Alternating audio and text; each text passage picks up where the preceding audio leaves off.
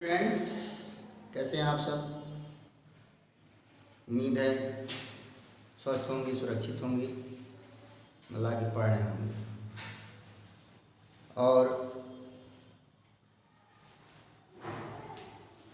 अपने लक्ष्य को प्राप्त करने के लिए लगातार कोशिश कर रहे होंगे। प्रिय बच्चों, हम लोगों ने प्रश्नावली 8.2 तक के सवाल लगा लिए थे। अब हमें प्रश्नावली 8.3 के सवाल देखने हैं, लेकिन उनको समझने से पहले कुछ मूलभूत बातें, कुछ मूलभूत सवाल, कुछ मूलभूत चीज़ें जाननी हैं जिससे हम सवाल को आसानी से लगा सकें। तो आइए हम लोग उस पर चर्चा करते हैं।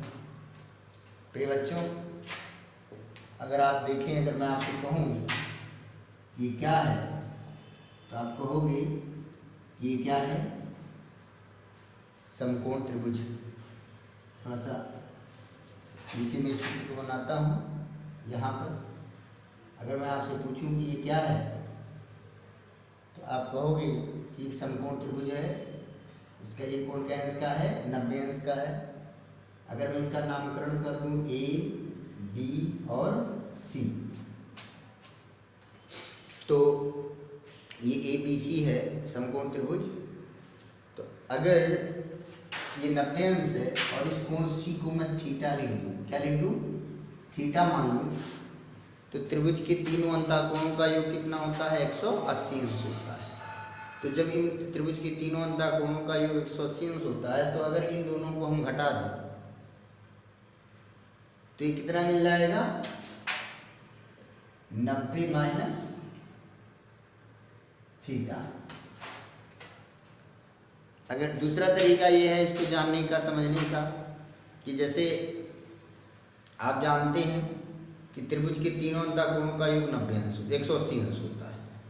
ये एक कोण हो गया 90 अंश का, तो इसका मतलब इन दोनों कोणों का योग कितना होगा, 90 अंश होगा।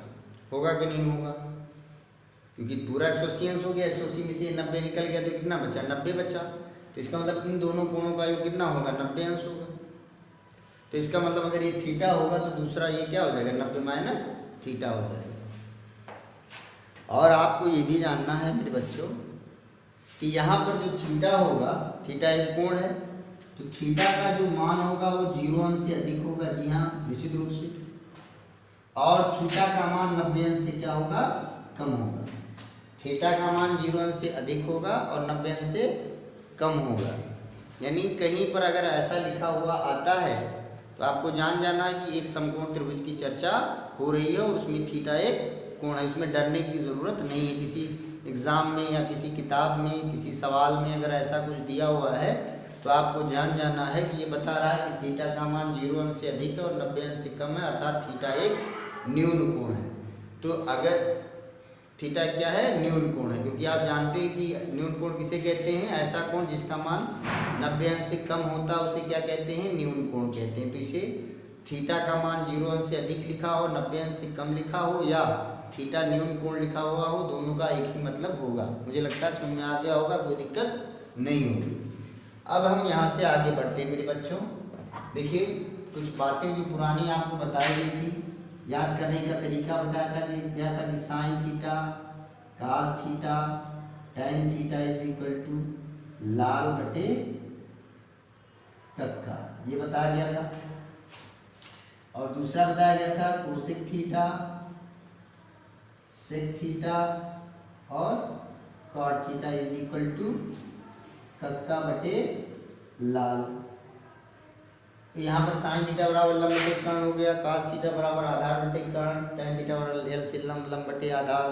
यहाँ पर कोसेक थीटा बराबर कर्ण बटे लंब, सेक थीटा बराबर कर्ण बटे आधार, कॉट थीटा बराबर आधार बटे लंब। ये सारी बातें आपको बताई जा चुकी हैं। अब थोड़ा सा यहाँ पर देखिए, आप इसको थोड़ा ध्यान से देखिएगा और समझिएगा। अगर मैं आपसे पूछूं साइन थीटा, दिख नहीं रहा है, थोड़ा सा यहाँ पर अगर मैं लिखूं कि साइन थीटा, तो आप क्या कहोगे कि साइन थीटा बराबर किसके होगा, तो साइन थीटा बराबर क्या होगा, अगर इस यानी साइन थीटा बराबर किसके होता है, लंब बटे कर्ण। किस कोण की चर्चा हो रही है, इस कोण की चर्चा हो रही है, तो इसके लिए लंब कोण होगा ए बी। कर्ण तो ये फिक्स है, इसको लिख दीजिए आप, ये तो कर्ण है ये, इसमें कोई दिक्कत नहीं है। अब थीटा की बात चल रही है, तो थीटा के लिए लंब का काम कौन करेगा, ए बी चलित करेगा। तो यहाँ पर हो गया साइन थीटा बराबर ए बी बटे बी सी, ए बी बटे, ये लंब हो गया ए बी और कर्ण कोण हो गया ए सी। तो साइन थीटा बराबर हो गया ए बी बटे ए सी। मुझे लगता है समझ में आ गया होगा, कोई दिक्कत नहीं है। अच्छा अब देखिए, अगर मैं यहाँ से कास 90 माइनस थीटा पूछूं, यानी मैं किस कोण की बात कर रहा हूँ, 90 माइनस थीटा की, यानी ये इसकी बात कर रहा हूँ। तो कास थीटा बराबर होता क्या है, आधार बटे कर्ण। यानी तो इस कोण के लिए आधार का काम कौन करेगा, इस कोण के लिए इसके सामने की भुजा लंब हो गई, ये तो कर्ण हो गया, तो बचा कौन, आधार कौन हो गया, ए बी हो गया कि नहीं हो गया, जी हाँ ए बी होगा। और बटे कर्ण, कर्ण क्या हो गया, ए सी। क्लियर हुआ कि नहीं हुआ। तो क्या देखा आपने यहाँ कि साइन थीटा बराबर ए बी बटे ए सी और कास 90 माइनस थीटा बराबर भी ए बी बटे ए सी। दायां पक्ष बराबर है कि नहीं है, जी हाँ बराबर है। इसलिए आपने देखा, इसलिए कास 90 माइनस थीटा बराबर किसके हो गया, साइन थीटा। कास 90 माइनस थीटा बराबर किसके हो गया, साइन थीटा। यानी हमने ये सीख लिया, यहाँ पर चमक रहा है, थोड़ा सा रिफ्लेक्शन हो रहा है लाइट का, तो मैं यहाँ पर लिख देता हूँ इसको कि इसलिए cos 90 minus theta is equal to sine theta. इसका मतलब क्या हो गया कि हम ये जान चुके हैं कि कास 90 माइनस थीटा को बराबर हम साइन थीटा लिख सकते हैं, या साइन थीटा बराबर 90 माइनस कास 90 माइनस थीटा लिख सकते हैं। ज़रूरत के हिसाब से हम ये चीज़ जान चुके हैं कि sine 90 minus cos 90 minus theta बराबर साइन थीटा और साइन थीटा बराबर कास 90 माइनस थीटा। क्लियर हो गया होगा मुझे लगता है। चलिए अब मैं पूछता हूँ कास थीटा, किसकी बात हो रही है, कास थीटा, कास थीटा की बात हो रही है। तो कास थीटा की अगर मैं बात कर रहा हूँ, तो कास थीटा के लिए कास थीटा किसको होता है, आधार बटे कर्ण। अब इस कोण की चर्चा हो रही है, तो इस कोण के लिए थीटा के लिए लंब का काम कौन करेगा, ए बी, और आधार कौन होगा, बी सी। आधार कौन होगा, बी सी। थीटा के लिए आधार कौन होगा, बी सी, और कर्ण तो बदलेगा नहीं, तो कास थीटा बराबर हो गया बी सी बटे ए सी, बी सी बटे ए सी। अब थोड़ा यहाँ पर देखिए, साइन 90 माइनस थीटा देखिए, साइन 90 माइनस थीटा, यानी किस कोण की बात कर रहा हूँ, 90 माइनस थीटा की। तो इसके लिए 90 माइनस थीटा के लिए लंब का काम कौन करेगा, बी सी, और साइन थीटा बराबर किसको होता है, लंब बटे कर्ण। साइन थीटा बराबर किसको होता है, लंब बटे कर्ण। तो लंब का काम कौन कर रहा है, बी सी, लंब का काम कौन कर रहा है, बी सी। 90 माइनस थीटा के लिए लंब का काम कौन कर रहा है, बी सी। तो मैंने यहाँ पर लिख दिया बी सी और बटे कर्ण, कर्ण कौन हो गया, ए सी, तो ये हो गया बटे ए सी। क्लियर हो गया कि नहीं हो गया, ठीक है ना जी। तो यहाँ से देखा आपने बी सी बटे ए सी यहाँ पर भी और बी सी बटे ए सी यहाँ पर भी। तो आपने जब देखा कि दायां पक्ष बराबर है, तो बायां पक्ष बराबर होगा, यानी आपने जाना कि साइन 90, इसलिए sine 90 minus theta is equal to किसके, कॉस थीटा। ये एक फार्मूला बन गया, साइन 90 माइनस थीटा बराबर कॉस थीटा। अब देखिए एग्जाम में ये प्रूव करने के लिए भी आता है कि सिद्ध कीजिए कि cos 90 माइनस थीटा बराबर साइन थीटा। तो आपको क्या करना है, चित्र बना लेना है, यहाँ से साइन थीटा का मान निकाल लेना है, यहाँ से cos 90 माइनस थीटा का मान निकाल लेना और दिखा देना कि cos 90 माइनस थीटा बराबर साइन थीटा। अगर सिद्ध करने के लिए आ गया कि सिद्ध कीजिए कि साइन 90 माइनस थीटा बराबर cos थीटा, तो क्या करना है, आपको चित्र बनाना है आपको, फिर cos थीटा बराबर ये लिखना है, साइन 90 माइनस थीटा बराबर ये लिखना है और ये इसके बराबर, तब इसको लिखने की जरूरत नहीं होगी। यानी जिस सूत्र के लिए पूछेगा केवल आपको उसी सूत्र का प्रूफ लिखना है। मुझे लगता है समझ में आ गया होगा। फिर अब आगे बढ़ते हैं और देखते हैं, अगर मैं कहता हूँ tan थीटा बराबर, तो tan थीटा बराबर लंब, लंब का काम कौन कर रहा है? इस कोण के लिए थीटा के लिए लंब का काम कौन कर रहा है? ए बी बटे आधार का काम कौन कर रहा है? बी सी कर रहा है। चलिए आधार हो गया बी सी।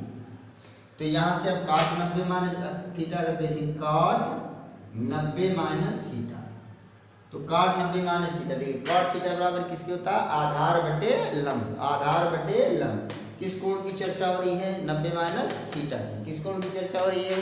90 माइनस थीटा की। इसके लिए आधार का काम कौन कर रहा है? A B. इसके लिए आधार का काम कौन कर रहा है? A B. और इसके लिए 90 माइनस थीटा के सामने की भुजा होगी लंब। लंब का काम कौन कर रहा है? B C. तो cot थीटा बराबर होता है आधार बटे लंब। लंब कौन हो गया? लंब कौन हो गया? बी सी और आधार कौन हो गया? A B. तो मैं यहाँ पर क्या लिखूंगा? आधार हो गया ए बी और लंब हो गया बी सी। तो ए बी बटे बी सी। अब देखिए दायां पक्ष बराबर है कि नहीं बराबर है? तो जब यहाँ पर ए बी बटे बी सी, यहाँ भी ए बी बटे बी सी, तो जब दायां पक्ष बराबर है तो बाएं पक्ष की भी क्या होगा? बराबर होगा। तो यहाँ से आप क्या लिख सकते हैं? इसलिए cot 90 माइनस थीटा बराबर किसके होगा? tan थीटा के। cot 90 माइनस थीटा बराबर किसके हो गया? tan थीटा के। मुझे लगता है समझ में आ गया होगा, कोई दिक्कत नहीं होगी, कोई परेशानी नहीं होगी। तो ये हो गया आपका। अब अगर आपसे एग्जाम में आ गया कि cot 90 माइनस थीटा बराबर tan थीटा सिद्ध कीजिए, तो आप एक चित्र बनाएंगे, यहाँ से tan थीटा निकालेंगे, यहाँ से cot 90 माइनस थीटा लिखेंगे और दोनों को बराबर लिख देंगे। तो कैसे सिद्ध करना मुझे लगता है समझ में आ गया होगा, और इसका उपयोग कैसे करना अभी हम लोग आगे सीखते हैं और जानते हैं। ध्यान दीजिए यहाँ पर थीटा क्या है? थीटा वो कोण है जो 90 अंश से कम है, क्योंकि हम इस त्रिभुज की चर्चा कर रहे हैं। मुझे लगता है समझ में आ गया होगा, कोई दिक्कत नहीं होगी। चलिए आगे बढ़ते हैं हम लोग। अब देखिए यहाँ पर लिखेंगे, अगर मैं यहाँ पर बात करूँ, मैं आपसे कहूँ कि देखिए यहाँ पर ऊपर लिख दे रहा हूँ, मुझे लगता है यहाँ दिखेगा। जी हाँ यहाँ दिखेगा। तो अगर मैं अब लिखता हूँ सेक थीटा cot थीटा, तो cot थीटा बराबर यानी किस कोण की चर्चा हो रही है? इस कोण की। cot थीटा बराबर होता है आधार बटे लंब। इस कोण के लिए इसके लिए आधार का काम कौन करेगा? B C. इसके लिए आधार का काम कौन करेगा? B C. और लंब का काम कौन करेगा? A B. इस कोण के लिए आधार का काम कौन करेगा? B C. और लंब का काम कौन करेगा? A B. तो cot थीटा बराबर हो गया बी सी बटे ए बी। मुझे लगता है समझ में आ गया होगा, कोई दिक्कत नहीं होगी। अब हम लोग बात करेंगे किसकी? इस कोण की। इस कोण की बात कर रहे हैं। चलिए हम इसके लिए tan 90 माइनस थीटा निकालते हैं। क्या निकालते हैं? tan 90 minus theta. तो इस कोण के लिए tan थीटा बराबर देखिए, tan थीटा बराबर इसको होता है लंब बटे आधार। तो यहाँ पर थीटा की जगह पर क्या है? 90 माइनस थीटा है। तो इसके लिए लंब का काम कौन कर रहा है? B C. लंब का काम कौन कर रहा है? B C. और आधार का काम कौन कर रहा है? A B. तो यहाँ पर हो गया बी सी बटे ए बी। बी सी बटे ए बी। अब देखिए एक चीज मैं बता दे रहा हूँ, बहुत चिंतित नहीं होगी। ऐसा मत सोचिए कि सर जी tan थीटा बराबर लंब बटे आधार है, यहाँ पर tan 90 माइनस थीटा है, उससे रिलेट नहीं करना है आपको। यहाँ पर tan थीटा बराबर लंब बटे आधार यानी tan के साथ चाहे जो 30 अंश हो, 45 अंश हो, 60 अंश हो, 90 माइनस थीटा हो, tan 45 माइनस थीटा हो, tan 30 माइनस थीटा, कोई भी कोण होगा उसके लिए लंब बटे आधार ही होगा। ये आपको दिमाग में रखना है, नहीं तो कंफ्यूजन हो जाएगी। सर जी आप यहाँ पर तो आपने tan थीटा के लिए लिखा है, यहाँ पर लिख रहे हैं आप tan 90 माइनस थीटा, तो इससे कंफ्यूजन नहीं होना है। यानी कि ये tan कोण, tan के आगे कोई भी कोण होगा उसके लिए हमेशा क्या होगा? लंब बटे आधार ही होगा। तो tan के आगे यहाँ कौन सा कोण है? 90 माइनस थीटा है, तो इसके लिए भी लंब बटे आधार ही होगा। लेकिन इसके लिए इस कोण के लिए लंब कौन हो गया? बी सी हो गया, और आधार कौन हो गया? ए बी हो गया। मुझे लगता है समझ में आ गया, कोई दिक्कत नहीं होगी। तो अब देखिए दायां पक्ष बराबर है, यहाँ भी बी सी बटे ए बी, यहाँ भी बी सी बटे ए बी। इसलिए tan 90 माइनस थीटा बराबर क्या हो गया? tan 90 माइनस थीटा बराबर किसके हो गया? cot थीटा के। cot थीटा के ये हो गया फार्मूला, यानी tan 90 माइनस थीटा बराबर cot थीटा और cot थीटा बराबर tan। दोनों तरफ से आपको लर्न करना है इसको। अगर आप एक ही तरफ से करोगे तो भविष्य में आपको समस्याएं होंगी। तो आपको क्या करना है? आपको दोनों तरफ से लर्न करना है। tan 90 माइनस थीटा बराबर cot थीटा और cot थीटा बराबर tan 90 माइनस थीटा। क्लियर हो गया कि नहीं हो गया? मुझे लगता है समझ में आ गया होगा। चलिए एक और हम लोग चर्चा करते हैं इसी तरह से। अगर मैं आपसे कहूं, यदि मैं आपसे कहूं कि सेक थीटा बराबर क्या होगा, तो सेक थीटा बराबर किस कोण की चर्चा होगी, इसकी बात हो रही है। सेक थीटा बराबर किसके है, कर्ण बटे आधार। तो इस कोण के लिए कर्ण का काम कौन कर रहा है, इस कोण के लिए कर्ण का काम कौन कर रहा है, इस कोण के लिए कर्ण का काम कर रहा है AC, और बटे क्या है, आधार कौन हो गया, BC। तो सेक थीटा बराबर हो गया AC बटे BC। सेक थीटा बराबर किसके हो गया, AC बटे BC के। थोड़ा कोसेक 90 माइनस थीटा को देखिए, कोसेक 90 माइनस थीटा को देखिए। तो कोसेक 90 माइनस थीटा बराबर, देखिए कोसेक थीटा बराबर किसके है, कर्ण बटे लंब। लेकिन यहाँ पर कोण क्या है, 90 माइनस थीटा है। तो इसके लिए कर्ण तो यही रहेगा, इसमें कोई परिवर्तन नहीं होगा।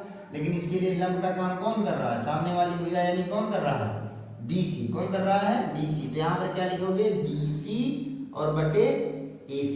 समझ आ नहीं आया, मुझे लगता है समझ में आ गया होगा।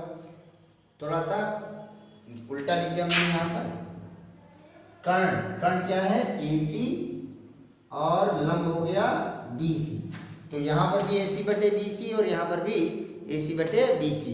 तो जब दायां पक्ष बराबर है तो बाएं पक्ष भी क्या होगा, बराबर होगा। यानी कि आपने जाना, इसलिए सेक थीटा बराबर किसके हो गया, सेक थीटा बराबर हो गया कोसेक 90 माइनस थीटा। मुझे लगता है समझ में आ गया होगा, कोई दिक्कत नहीं होगी। तो ये हो गया सेक थीटा बराबर कोसेक 90 माइनस थीटा। मुझे लगता है समझ में आ गया, कोई दिक्कत नहीं होगी। तो ये हो गया आपका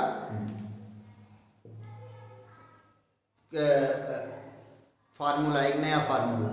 तो इस तरह से 1 2 3 4 5, अभी एक और फार्मूला बचा हुआ है, उसको आपको जानना है। तो चलिए शुरू करते हैं, आगे हम लोग देखते हैं, यहाँ पर समझते हैं। यहाँ पर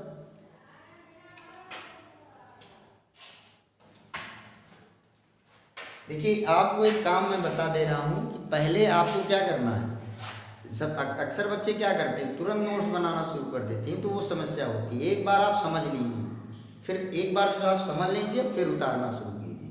जब आप केवल वीडियो मैं बोलता रहूँगा, आप उतारते रहेंगे, तो आपको समस्या होगी। एक बार समझ करके फिर उतारा कीजिए, जिससे आपको दिक्कत नहीं होगी। तो चलिए आगे बढ़ते हैं। यहाँ पर स्पेस है, यहीं पर मैं बता दे रहा हूँ थोड़ा सा। यहाँ ये चलिए यहाँ पर देखते हैं हम लोग।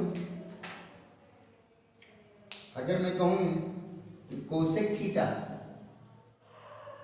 तो कोसेक थीटा बराबर किसको होगा, इस कोण की बात हो रही है। कोसेक थीटा बराबर किसको होता है, कर्ण बटे लंब। तो कर्ण का काम कौन कर रहा है, AC, और इस कोण के लिए लंब कौन हो गया, AB। तो ये क्या हो गया, AC बटे AB। ये बात क्लियर हुई कि नहीं हुई। और अगर मैं कहूँ कि सेक 90 माइनस थीटा क्या होगा, सेक 90 माइनस थीटा क्या होगा, सेक 90 माइनस थीटा। तो सेक 90 माइनस थीटा, इसके लिए सेक थीटा बराबर किसके होता है, कर्ण बटे आधार। तो 90 माइनस थीटा के लिए आधार कौन होगा, AB, क्योंकि ये तो कोण के सामने की भुजा लंब हो जाएगी। तो बचा कौन, आधार कौन हो गया, AB। तो कर्ण और कर्ण AC, तो AC बटे AB हो गया। तो क्या देखा आपने कि सेक 90 माइनस थीटा किसके बराबर है, कोसेक थीटा के बराबर है। तो यहाँ से एक और फार्मूला मिल गया, sec 90 minus theta is equal to cosec theta. तो ये फार्मूला आपका बन गया। सेक 90 माइनस थीटा बराबर किसके हो गया, कोसेक थीटा के बराबर हो गया। समझ में आ गया कि नहीं आ गया। मुझे लगता है कोई दिक्कत नहीं होगी, कोई परेशानी नहीं होगी। तो आपने देखा कि क्या देखा आपने, साइन थीटा, आपने देखा कि साइन 90 माइनस थीटा बराबर कास थीटा और कास 90 माइनस थीटा बराबर sine theta. Tan 90 minus theta बराबर काट थीटा और काट 90 माइनस थीटा बराबर टैन थीटा। सेक 90 माइनस थीटा बराबर कोसेक थीटा और कोसेक 90 माइनस थीटा बराबर सेक थीटा। तो इस तरह से परिवर्तन होगा। अब देखिए यहाँ पर थीटा की जगह पर कोई भी अक्षर हो सकता है, तो इससे आपको परेशान नहीं होना कि हमने रट लिया है, समझन। अगर आपने समझा नहीं है तो दिक्कत होने वाली है, अगर आपने जाना नहीं है तो दिक्कत होने वाली है। आइए हम लोग इसको व्यवहारिक रूप में समझते हैं, फिर चर्चा करते हैं। चलिए देखिए, सूत्र नहीं मिटा रहा हूं ताकि उसी पर आधारित आपको सवाल मैं समझा सकूं।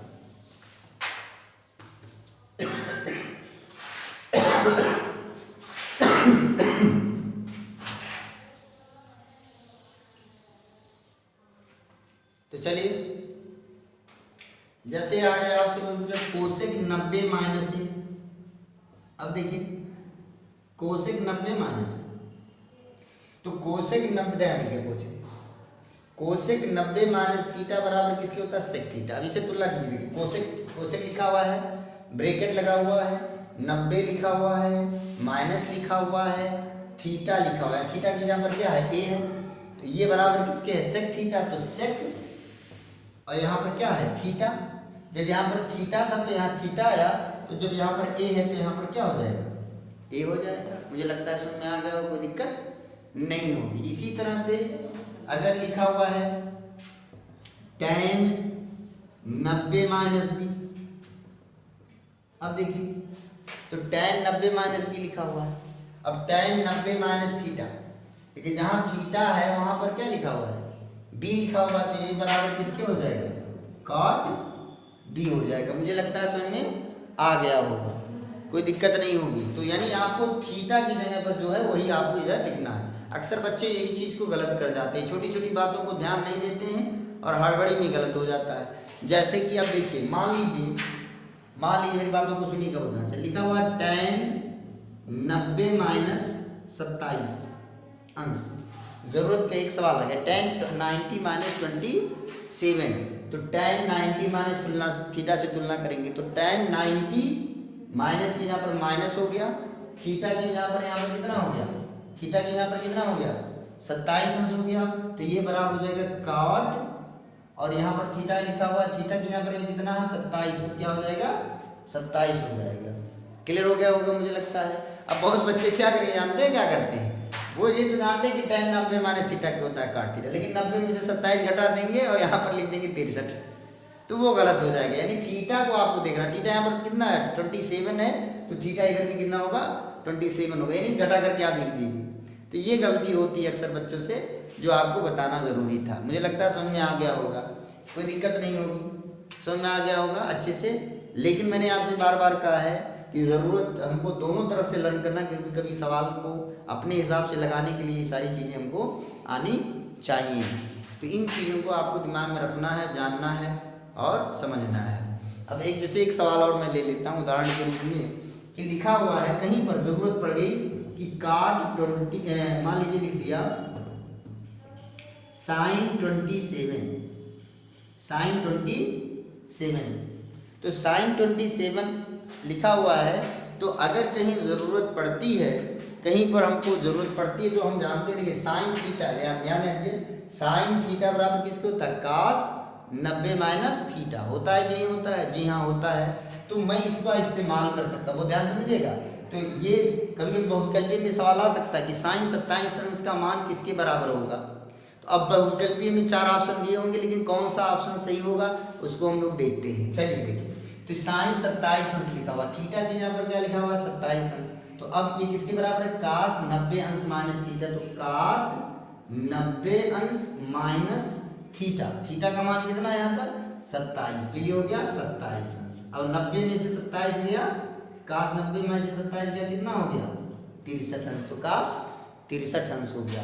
तो देखा आपने कि साइन 27 अंश किसके बराबर है? cos 63 अंश के बराबर है। अब ऑब्जेक्टिव में जिसमें cos 63 अंश लिखा होगा वही आपका उत्तर हो जाएगा। मुझे लगता है समझ में आ गया होगा, कोई दिक्कत नहीं होगी। समझ नहीं हो गया? अब बच्चे सोच रहे कि सर जी आपने तो यहाँ बताया था कि घटाएंगे नहीं, और यहाँ पर आपने घटा दिया। प्रिय बच्चों, यहाँ पर मैंने इसलिए नहीं घटाया क्योंकि tan किसमें बदल रहा था? tan को किसके पदों में लिखना था? cot के पदों में लिखना था, इसलिए इसमें से इसको नहीं घटाया।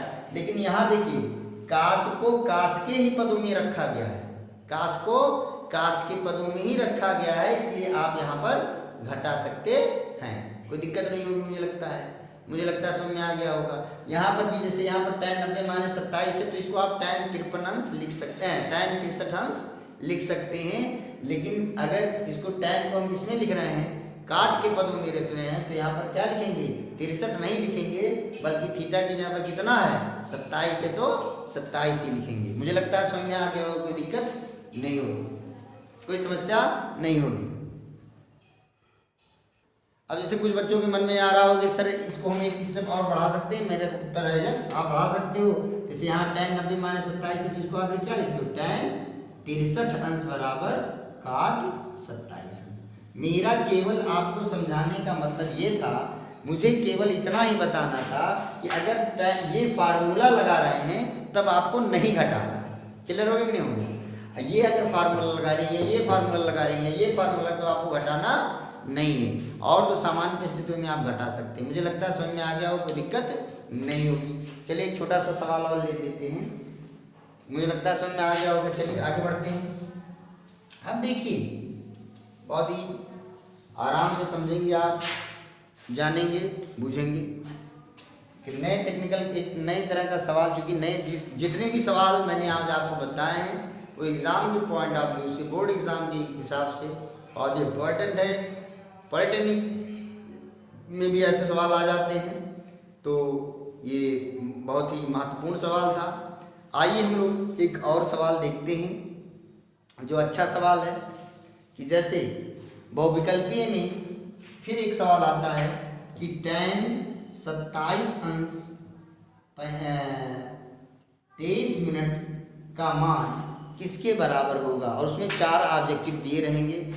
अब ये सवाल आपके सामने आ गया और 4 ऑप्शन दिए होंगे, और चारों आंसर मान लीजिए काट के रूप में, किसके रूप में है, काट के रूप में है। मान लिया ऑप्शन में दे दिया, मैं ऑप्शन भी लिख दे रहा हूँ। पहला लिख दिया काट 63 अंश, दूसरा ऑप्शन लिख दिया काट जो है, दूसरा ऑप्शन लिख दिया tan 62 अंश 37 मिनट, तीसरा ऑप्शन लिख दिया काट 62 अंश 37 मिनट, चौथा ऑप्शन लिख दिया इनमें से कोई नहीं।